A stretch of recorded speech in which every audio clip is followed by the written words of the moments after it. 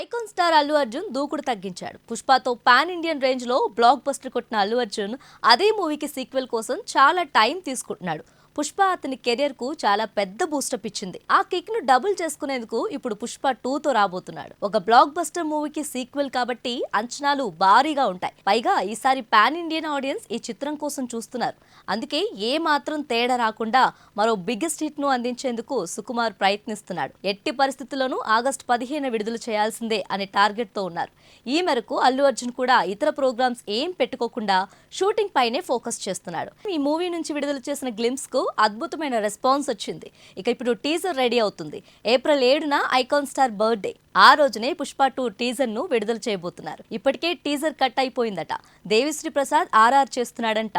Teaser కు RR చేయడానికి పెద్ద టైం పట్టదు కాబట్టి చెప్పినట్టుగా ఇన్ టైంలోనే ఈ టీజర్ వస్తుందనుకోవచ్చు.